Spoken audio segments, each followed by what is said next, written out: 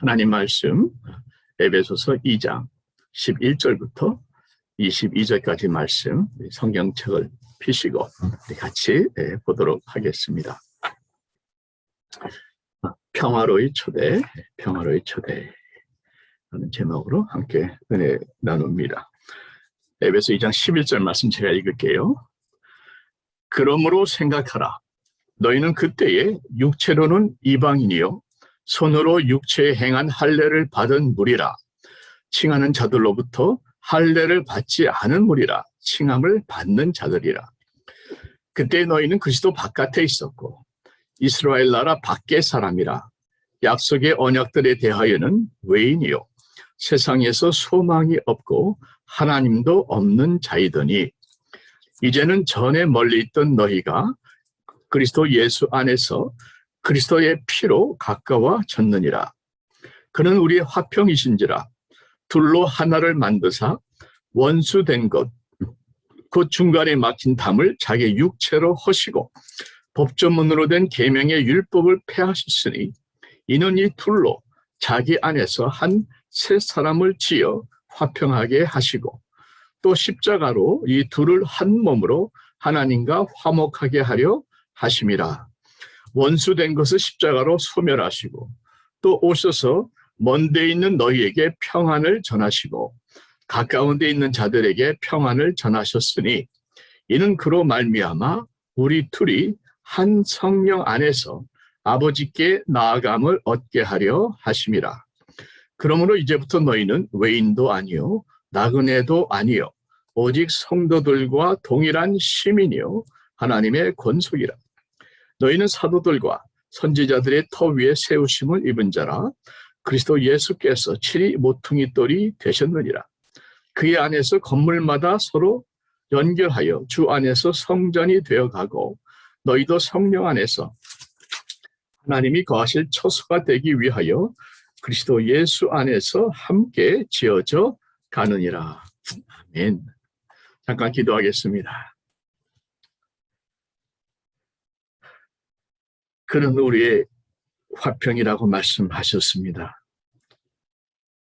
십자가로 하나님과 화목하게 하시고 원수된 것을 소멸하셨다고 말씀하셨습니다.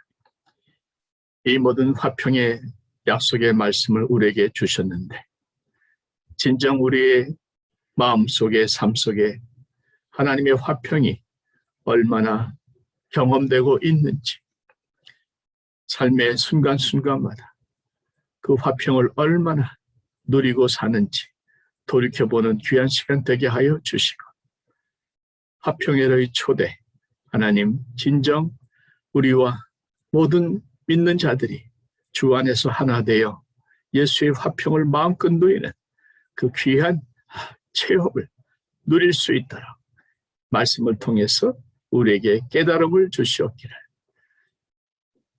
사랑하는 예수님의 이름으로 기도하옵나이다. 아멘. 우리 예수님께서 오시기 전에 기록상으로 보면요. 전 세계에서 더 이상 싸우지 말자 하는 그러한 평화 조약 또는 평화 협상을 맺은 것이 한 9,000번 정도 된다는 기록이 있더라고요. 그런데 그 평화는 이루어지지 않았죠. 예수님이 오시고 나서 약 2000년 동안에 대략 10,000번이 넘는 평화 협상, 평화 조약이 체결이 됐습니다. 그러나 역시 지금도 세계는 평화를 누리지 못하고 늘 불안과 두려움 속에 떨고 있는 것을 우리가 보게 됩니다. 최근에 팬데믹으로 인해서 어떤 현상이 나타났는가? 헤이트하는 증오 범죄가 많이 늘었죠. 특히 미국에서는 아시안들을 향한 혐오 범죄가 신문에 아주 심각하게 보도되고 있고 실제로 많은 사람들이 더 이상 아시안들은 안전하지 않은 나이, 또 남녀를 불문하고 아무 데서나 말이죠. 폭력이 일어나고 go back to your country 해가면서 폭행을 일삼는 그런 기사들이 얼마나 많이 납니까? 중국에서는요, 아프리카 사람들도 그렇게 폭행한답니다. 아프리카에서 또 뭐 이 팬데믹이 왔다고 그래가지고.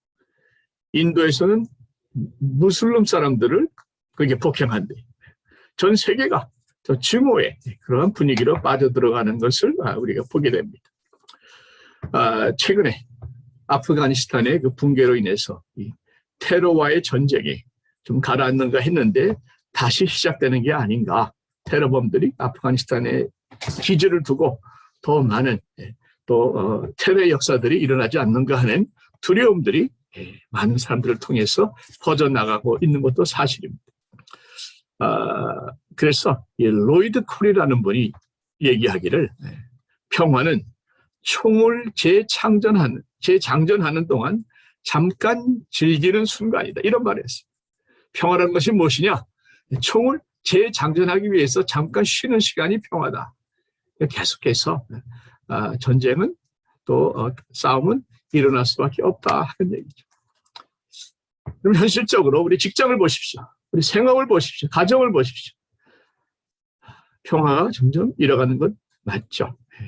특히 코로나 사태 때문에 가정 간의 불화가 상당히 많이 증가되고 있고, 변호사들 말에 의하면 실제로 코로나가 지나가면서 이혼 커플이 최소한 25%, 많게는 50%까지 지금 증가되고 있다는 거예요. 그런가 하면 이 교회에서도 또 성도 간의 갈등이 쉬지 않고 일어나고 있는 교회들이 많고, 심지어 성도와 목회자들 간에도 참 말하기 힘든 그런 갈등들이 계속해서 끊이지 않는 것을 우리가 보고 또 듣고 있습니다. 그래서 단체마다, 교회마다 참 이렇게 분열과 또 아픔을 겪는 것을 현실로 볼 수밖에 없는 것이죠. 자, 이런 현실을 볼 때에 우리는 하나님을 생각하지 않을 수가 없는데, 하나님은요, 성경에 보니까 화평의 하나님이라고 말씀했어요. God of Peace예요.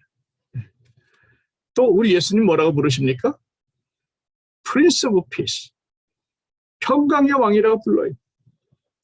우리가 믿고 구원받은 복음을 뭐라고 부릅니까? 화평케 하는 복음이라는 말씀이 있습니다. Gospel of Peace죠.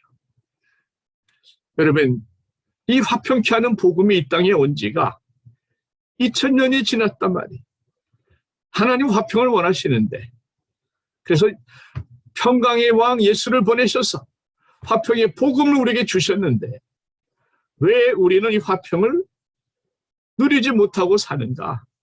안 믿는 사람은 그렇다 치더라도 왜 믿는 우리까지도 이렇게 화평을 누리지 못하고 사는가? 여러분, 한번 우리가 생각해 봐야 될 줄로 압니다. 평화는요, 저절로 누려지는 것이 아닙니다. 노력해야 이루어지는 것이에요. 온전한 평화, 샬롬, 이 평화의 샬롬을 누리기 위해서는 우리가 세 가지 단계를 기억하셔야 돼요. 첫째는 하나님과의 평화입니다. Peace with God. 이게 처음 시작이 돼요. Peace with God. 하나님과의 평화가 먼저 시작됩니다. 하나님과의 평화는 어떻게 누립니까? 십자가의 보혈로 제사함 받고 하나님과 나 사이에 죄가 씻겨짐으로 말미암아 우리는 하나님과 평화의 관계를 누릴 수 있게 되는 거죠. Peace with God. 이게 처음 시작이고, 그 다음 단계는 Peace of God. 하나님과 화평하게 되면 그 다음부터는 하나님의 평화를 누려야 돼요. 이 하나님의 평화, 주님이 주시는 주님의 평화, 하늘로부터 임하는 평화는 어떻게 누리는가? 성경에 보니까 여러분 잘 아시는 빌립보 4장 6절 말씀에 아무것도 염려하지 말고 다만 모든 일에 기도와 간구로 너희 구할 것을 감사함으로 하나님께 아뢰면, 기도가 있고 감사가 있습니다. 그렇게 하면 모든 지각에 뛰어난 하나님의 평강이 우리에게 임한다고 했습니다. 그러니까 우리가 기도하고 감사하는 훈련을 깊이 들어갈 때에 하나님의 평강이 우리를 지켜주신다고 약속하셨단 말이죠. 그래서 하나님의 평강을 누리기 위해서는 우리는 그 평강이 임할 때까지 기도하십시오. 평강이 임할 때까지 감사하십시오. 하나님의 평강은 기도하는 자에게, 감사하는 자에게 임하신다고 성경 분명히 약속하고 있습니다. 하나님의 평강을 누리지 못한 이유 중에 하나는 우리의 기도가 깊지 않기 때문에, 우리의 감사가 곧들기 때문에 그렇다는 것을 기억하시면서 여러분, 내 마음의 평강이 흔들릴 때마다 기도와 감사로 더 깊이 들어가시기를 바랍니다. 자, peace with God이 된 다음에는 peace of God을 누리는 것이죠. 그 다음에 마지막 단계가 peace with others. 다른 사람과의 평강입니다. 자, 이것이 오늘 본문에 나오는 평강, 평화, 화평. 원어가 에이레네인데 이 에이레네는 하나님의 평강이 아니고 이웃과의, 사람들과의 평강을 말합니다. 사람과의 평화. 자, 이 사람과의 평화는 어떻게 누리는가? 오늘 본문을 통해서 한번 찾아보기 원합니다. 자, 11절 보시면 이렇게 시작하죠. 그러므로 생각하라. Therefore, remember. 이렇게 되어 있어요. Remember. 무엇을 생각하고 무엇을 기억하라는 말씀인가? 평강을 누리기 위해서 두 가지를 본문이 말씀하고 있는데, 첫째는 받은 바 은혜를 기억하라, 또는 받은 바 은혜를 생각하라 하는 말씀이 되겠습니다. 여러분 따라합시다. 받은 바 은혜를 기억하라. 다 보여요. 따라 하시는 거. 받은 바 은혜를 기억하라.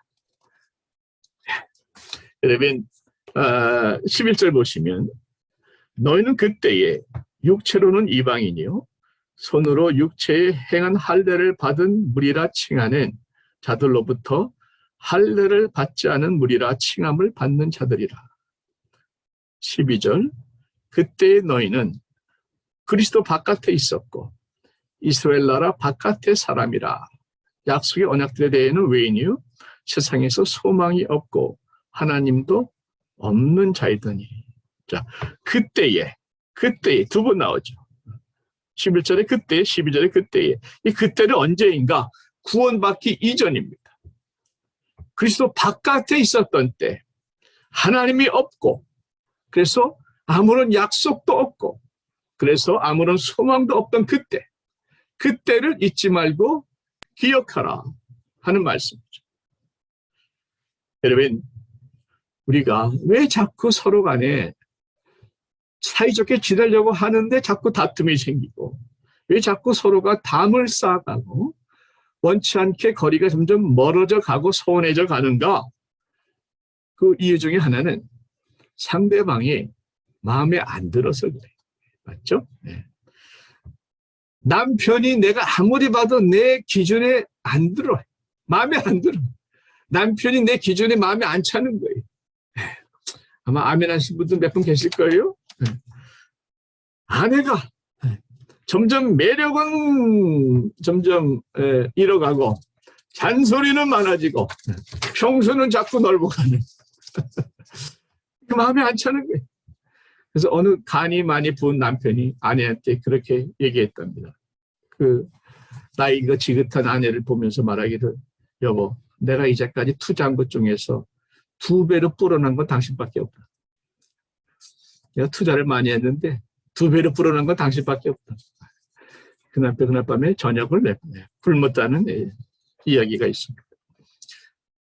왜 서로 간에 갈등이 있는가? 왜 아는 사람들끼리도 갈등이 있는가? 내가 당연히 받고 누려야 될 대가를 해주지 않는 거예요.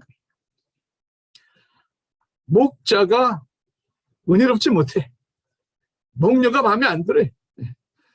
교회 성도들이 나에 대한 대우가 없는 거예요. 심지어 목사도 그렇게 기대차지 않고 은혜롭지 못하네. 자꾸 눈에 거스르는 것들이 보이니까 갈등이 생기는 거죠. 그러면 왜 자꾸 이런 갈등이 생기고 왜 자꾸 눈에 거스르는 것들이 보이는가 하면, 이 모든 갈등의 뿌리에는 내가 세워놓은 기준이 있는데, 그 세워놓은 기준은 무엇인가? 결국은 나의 교만이 그 뿌리 안에 있어서 그 교만의 뿌리 밑에 우리의 상대방을 판단하는 기준이 세워져 갔다 하는 것입니다. 그래서 모든 갈등의 뿌리에는 하나님의 은혜를 망각한 나의 교만이 자리 잡고 있습니다. 그래서 바울은 은혜 받기 이전에 그때를 잊지 말고 받았던 은혜를 기억하라고 말씀하고 있는 것입니다. 은혜를 기억하지 못하는 사람은 참 교만해지기가 쉽습니다. 왜? 내가 다 한 거거든. 모든 걸 내가 다 열심히 해서 이룬 것이고 내가 애써서 여기까지 온 거 아닙니까? 그러니까 어깨에 힘이 들어갈 수밖에 없죠. 그런데 그렇게 교만해지다 보면 나름대로 자꾸 남을 평가하는 기준이 생기게 되고 내가 이만큼 하니까 당신도 이만큼 해야 된다는 기준이 생기게 되고 그 기준에 미달되는 것처럼 보이는 사람들은 자기도 모르게 내려다보게 됩니다. 그리고 담을 쌓게 된다는 거죠. 나는 잘할 수 있다 생각하니까 자꾸 다른 사람에게 비판적이 되는 거예요. 그래서 이렇게 비판적인 사람은 남하고 잘 어울리지 못하는 경우가 많습니다. 은혜를 잊어버리면 교만해지고 교만해지면 비판적이 되고 비판적이 되다 보니까 관계가 마찰이 생길 수밖에 없다는 거예요. 그런데 내가 받은 은혜를 잊지 않고 늘 생각하면 기억하면 우리는 겸손해질 수밖에 없죠. 여러분 우리가 받은 은혜가 얼마나 많습니까? 구원의 은혜만 받았습니까? 지금까지 지내온 것이 다 하나님의 은혜인 줄 믿습니다. 나의 나된 것도 하나님의 은혜죠. 여러분, 여러분들의 삶도 다 힘드시지만 목회도 힘듭니다. 저는 목회가 힘들다는 얘기는 안 해요. 여러분도 힘드신 걸 알기 때문에 목회도 힘들다고 늘 얘기를 하는데 국길이한테 가서 너 나하고 이민 목회 한번 해볼래? 그랬더니 국길이가 울면서 도망갔던 얘기가 있잖아요. 쉽지 않은 것이 목회인데 그 이민 목회를 이날까지 벌써 23년째 돼가지고 정말 잘 감당케 하신 거는 100% 하나님의 은혜입니다. 그동안에 우리 가정 지켜주신 것도 하나님의 은혜고 제 두 아들 남들은 가기 싫다는 군대 자원에서 반은 자원 반은 제가 푸시했지만 그 받기 힘든 훈련 다 받고 또 여러분 기도 많이 해주셔서 이번에 아프가니스탄에서 데이빗이 무사히 이제 10월 달이면 돌아옵니다. 너무 기도 감사해요. 이제까지 우리 가족이 한 번도 병원에 입원하지 않은 것도 얼마나 큰 은혜인지 모르겠어요. 무엇보다도 하나님의 은혜를 생각하면 가장 먼저 생각나는 것은 바로 여러분들하고 여러분 같은 분들하고 함께 주님의 교회를 섬길 수 있도록 허락해 주신 것 최고의 은혜입니다. 진심으로 말씀드립니다. 그래서 이 팬데믹의 고비도 잘 버틸 수 있도록 도와주신 것 이 모든 것이 그저 은혜인 줄 믿습니다. 저만 그런 은혜 받았습니까? 여러분 한 분 한 분들도 받은 은혜를 나누라 하시면 얼마나 은혜가 넘치고 많이 있습니까? 샌디에고에 사는 것 자체가 은혜죠. 미국 땅에 사는 것 자체가 은혜죠. 이렇게 예배 드릴 수 있다는 자체가 은혜죠. 살아있다는 자체가 은혜죠. 이 모든 것이 은혜죠.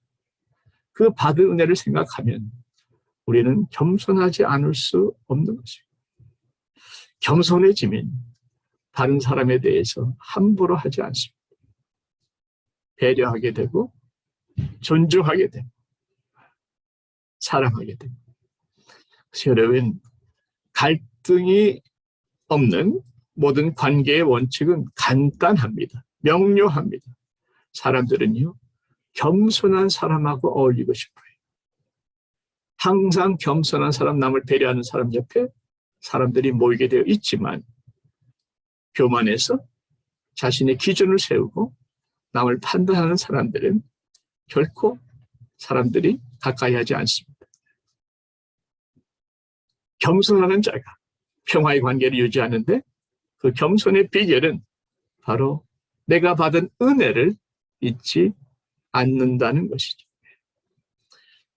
여러분 에베소 2장 8절에 너희는 그 은혜에 의하여 믿음으로 말미암아 구원을 받았으니 하는 말씀이 있습니다. 에베소 2장 8절 한번 잠깐 보시면 은혜에 의하여 믿음으로 말미암아 구원을 받았다. 그러니까 믿음으로 말미암아 구원을 받았죠. 그런데 그 믿음은 어떻게 왔는가 하면 은혜에 의해서 왔다는 것을. 그러니까 분명히 내가 믿음으로 구원을 받았지만 그렇게 믿게 된 것도 하나님의 은혜라 하는 것입니다. 하나님의 은혜 없이는 아무도 믿을 사람이 없고 하나님 은혜 없이는 이 자리에 아무도 앉아있을 사람이 없다는 것입니다. 이 자리에 앉아있는 자체가 은혜라는 말씀이 바로 그런 의미입니다. 여러분 노아 아시죠? 창세기에 보면 노아가 나오는데 노아를 가리켜서 의인이다. 당대의 완전한 자다. 그렇게 말씀합니다. 그리고 하나님과 동행하였다. 그렇게 또 말씀하죠. 의인이고 완전한 자고 하나님과 동행한 자고. 자, 그런데 노아가 이렇게 의인이고 완전한 자고 하나님과 동행하는 자가 된 이유가 있습니다. 그것이 무엇이냐? 바로 그 앞절에 나오는 말씀인데 8절에 보시면 노아는 여호와께 뭘 입었어요? 은혜를 입었더라. 은혜를 입었다. 노아가 남보다 믿음이 뛰어나서 뭔가 성품이 좋아서 의인이 되고 완전한 자가 된 것이 아니라 여호와께 은혜를 입었기 때문에 노아가 의인이 된 것입니다. 노아도 자신의 공로가 아니라 하나님의 은혜로 의인이 되었다. 여러분 노아도 은혜 없이는 의인이 될 수 없었다면 저와 여러분들은 무슨 공로를 세우고 내가 무엇을 했다고 얘기할 수 있겠습니까? 노아가 의인이 된 것이 하나님의 은혜였다면 저와 여러분들이 이 자리까지 온 것도 100%, 200% 전적인 하나님의 은혜인 것을 굳게 믿으시고 굳게 고백하시고 감사하시면 좋겠습니다. 그래서 우리는 절대로 나의 공로를 내세우면 안 돼. 하나님의 은혜로 이날까지 왔다면 우리는 그렇게 겸손하게 나는 죽고 예수를 올려드리는 우리 모두가 되어야 될 줄로 압니다. 그래서 이렇게 겸손한 자들이 할 수 있는 것이 빌립보서에 보게 되면요. 다른 사람들과 이 평화로운 관계를 누리기 위해서 꼭 기억해야 될 말씀이 하나 나와요. 제가 그냥 읽어드릴게요. 빌립보서 잠깐 보시면 이렇게 얘기를 합니다. 오직 겸손한 마음으로 각각 자기보다 남을 낮게 여기라 하는 말씀입니다. 겸손한 마음으로 자기보다 남을 낮게 여기라. 그런 사람을 누가 미워하겠습니까? 자, 나의 나된 것이 하나님의 은혜임을 잊지 않는 사람. 그래서 겸손한 사람, 자기보다 남을 낮게 여기는 사람, 바로 그 사람이 화평을 이루는 피스메이커가 될 줄로 믿습니다. 우리 한번 인사합시다. 당신이 저보다 낫습니다. 당신이 저보다 낫습니다. 이것이 평화로운 관계를 유지하는 첫 번째 피, 받은 바 은혜를 늘 기억하면서 겸손할 때, 자신보다 남을 낮게 여길 때 그 사람은 모두가 다 사랑하고 존경하고 따르고 피스메이커의 역할을 잘 감당하는 사람이 될 줄로 믿습니다. 두 번째 생각하라는 게 무엇인가 하면 십자가의 희생을 생각하라. 십자가를 생각하라. 첫째는 받은 바 은혜를 기억하라. 둘째는 십자가의 희생을 생각하라. 또는 기억하라. 그럼 13절에 보시면요. 본문에 이제는 전에 멀리 있던 너희가 그리스도 예수 안에서 그리스도의 피로 가까워졌느니라. 여기 본문의 너희는 에베소 교인들이죠. 근데 에베소 교인들은 대부분 이방인들입니다. 그 이방인들이 예수님 안에서 예수님의 피로 유대인들과 가까워졌다는 말씀이죠. 여러분, 이 이방인과 유대인의 관계는 우리가 실감을 하지 못해서 그렇지 정말 참 한마디로 기가 막힌 관계입니다. 유대인들은요, 이방인 여자가 지나가다 어떻게 하다가 아기를 낳게 되는 경우가 있잖아요. 유대인들은 절대 그 아기 낳는 이방인 여인을 안 도와준답니다. 왜냐하면 그 아이가 나오면 그저 이방인 한 사람 또 늘어가는 거거든요. 이방인 한 사람 또 늘어가니까 안 도와준대. 왜? 아기 낳을 가치가 없다는 거죠. 이방인을 가리켜서 하나님이 지옥에서 불을 계속 피워야 되는데 불을 피울 땔감이 없어서 이방인들을 만들었다. 그래서 이방인들을 지옥의 땔감이다.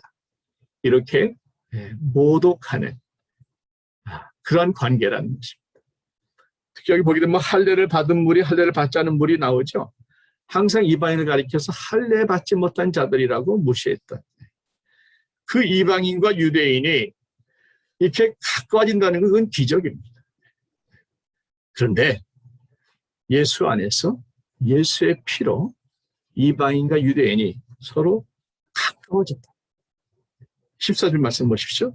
그는 우리 화평이신지라 둘로 하나를 만드사 원수된 것, 그 중간에 막힌 담을 자기 육체로 하셨다.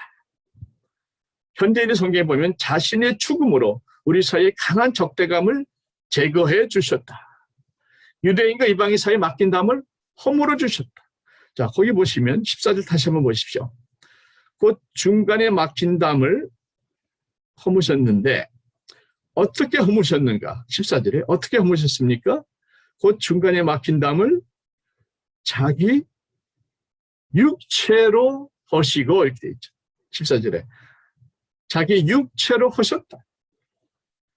곧 십자가의 죽음을 말씀합니다. 그래서 16절에 반복돼 나오죠.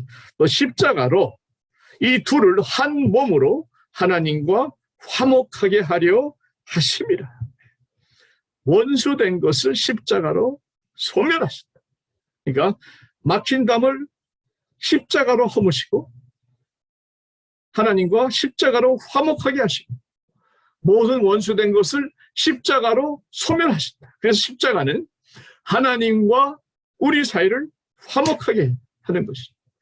또 십자가는 이방인과 유대인 사이를 화목하게 하는, 십자가 안에서 다 서로 용서하고 받아들이니, 또 십자가는 나와 너 사이를 화목하게 하는, 왜냐하면 십자가 안에서 다 서로가 연결되기 때문에 그렇습니다. 그래서 여러분, 평안한 관계는 십자가를 통해서 이루어질 수 있다. 우리가 왜 다투는가? 왜 자꾸 싸우는가? 손해보지 않으려고 하니까 싸우는 거죠. 그렇죠? 여러분, 법정에 가보세요. 내가 옳고 이 모든 것 다 내 거고 내가 손이 보지 않으려고 좀 발악하는 것이 법정에서의 싸움 아닙니까? 그런데 예수님께서는 내가 죄인이다 하면서 우리 모두의 죄를 다 뒤집어 쓰시고 돌아가셨습니다. 그게 십자가. 그 십자가의 희생이 우리 모두를 다 화목하게 만든 줄로 믿습니다.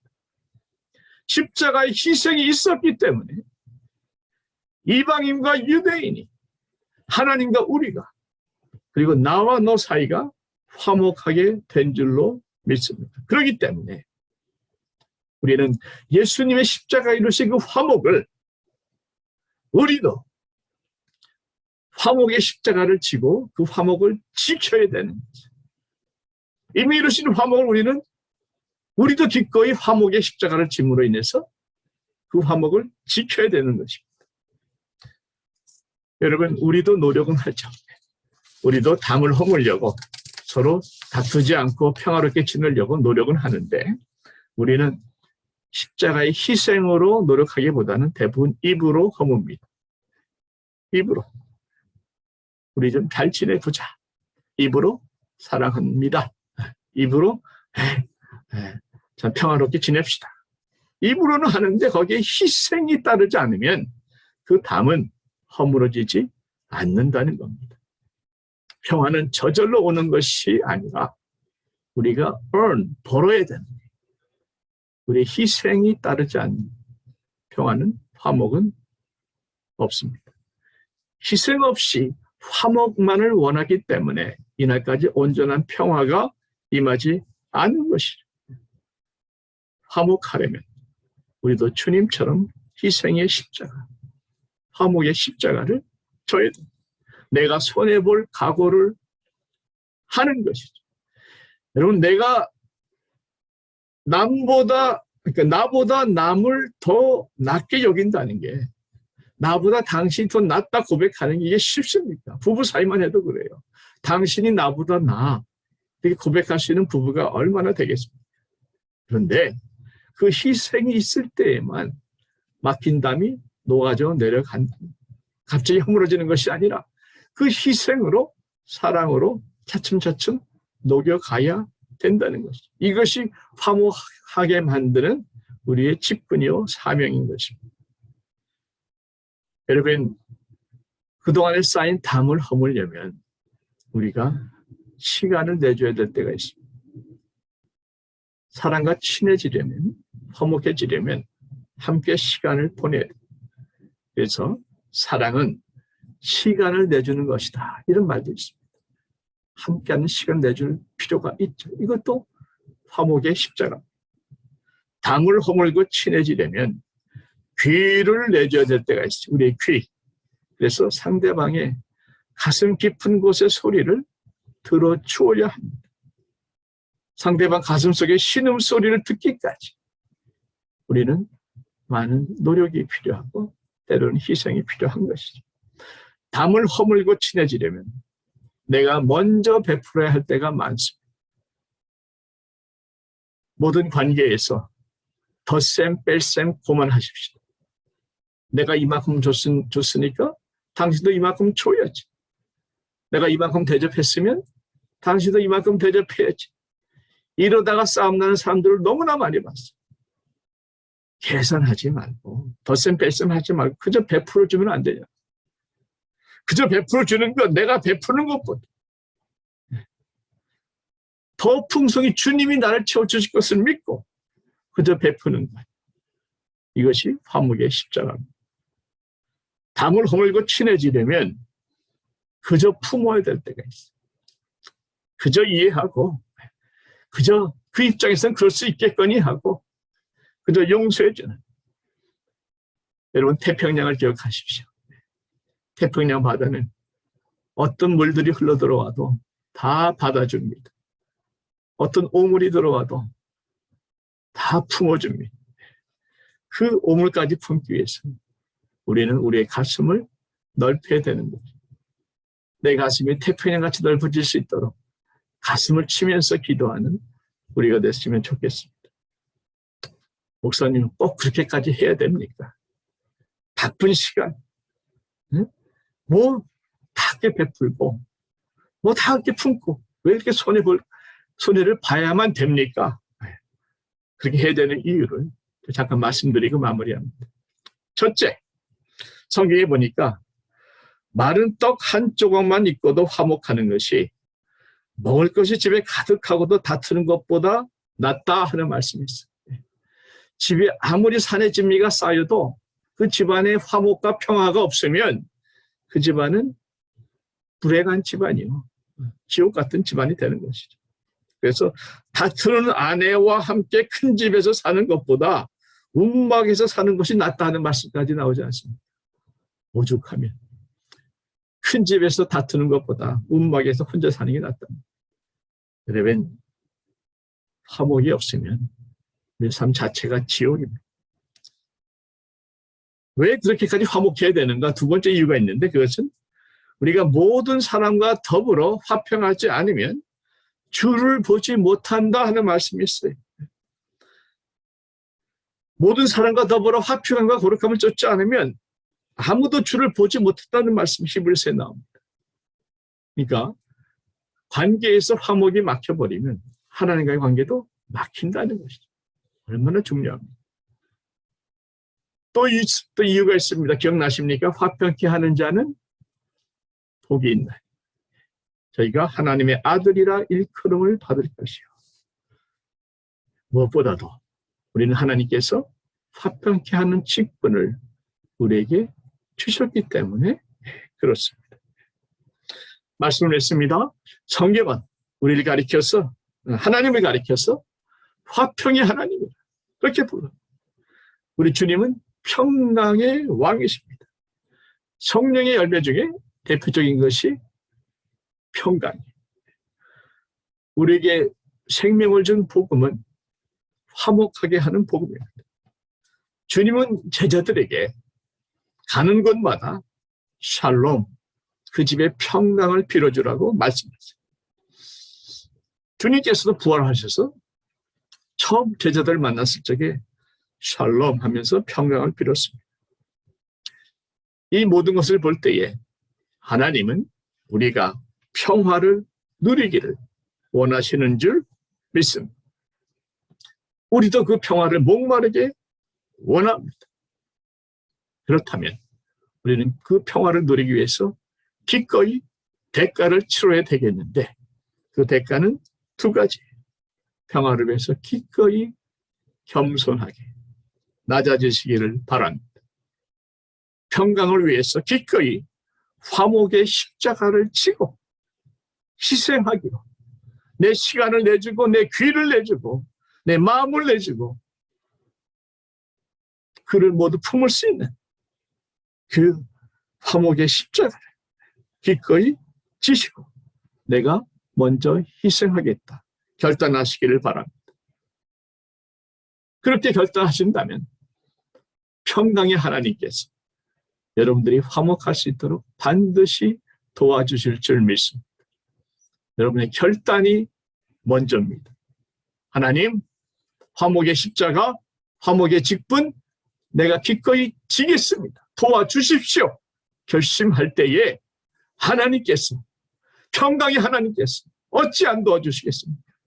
먼저 여러분들에게 하늘의 평강으로 예수의 평강으로 충만히 채워주실 것이고 그 채워진 평강으로 우리는 마음껏 만나는 사람마다 평강의 메시지와 평강의 은혜를 나누게 될 것입니다.